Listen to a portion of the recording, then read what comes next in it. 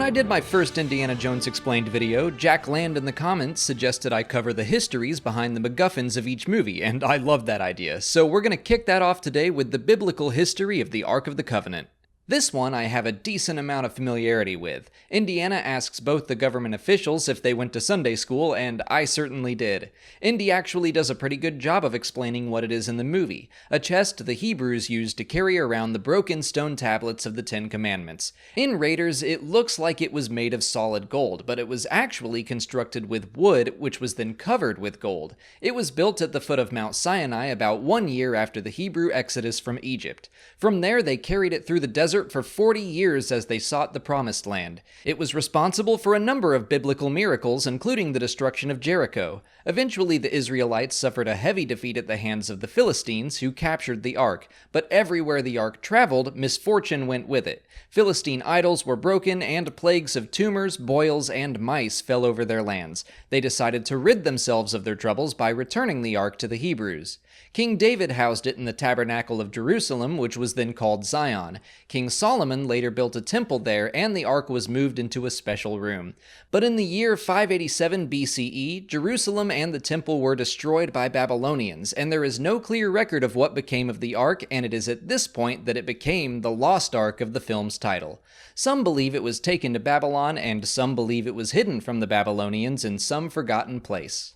The Bible often connects the Ark with the act of war, and examples like the fall of Jericho or the plagues of the Philistines are likely what inspired the wrath of God scene at the end of Raiders of the Lost Ark. In fact, there are 2 verses of the Bible in 1 and 2 Samuel that speak of men dying because they either touched or looked into the Ark. You'll notice that Indy never touches the Ark in the film, and of course doesn't look into it. Maybe he knew because of his time in Sunday school, but he was also warned not to touch or look into it in a deleted scene.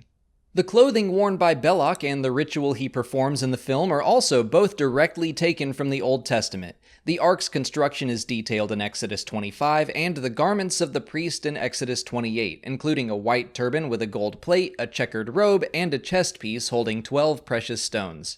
Some archaeological evidence suggests that the Ark did actually exist, but nothing substantial. Not all archaeologists believe it was real, but that's no fun, so let's just assume it did exist, and then explore the many possible places it may have wound up.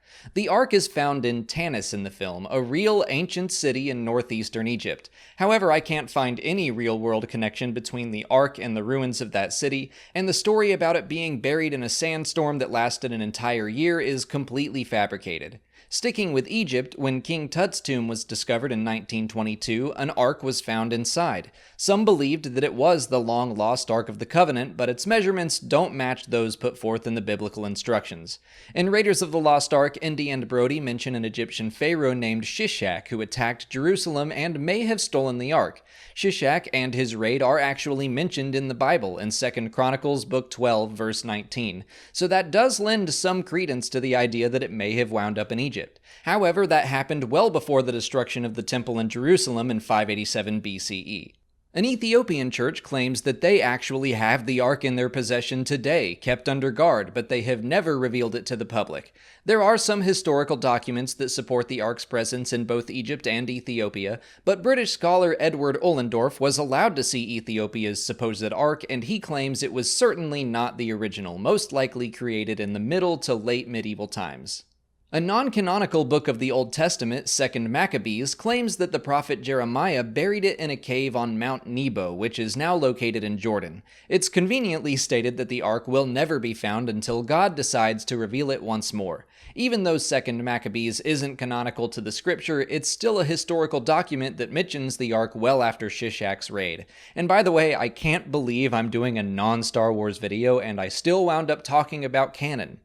Tudor Parfit, another British historian, believes the Ark traveled to Yemen after the events laid out in 2 Maccabees, based on some Arabic sources. Strangely, the Limba people of southern Africa have genetic roots to the Israelites, and their oral histories mention carrying an object very similar to the Ark from Yemen all the way down to the mountains of Zimbabwe, where it then self-destructed.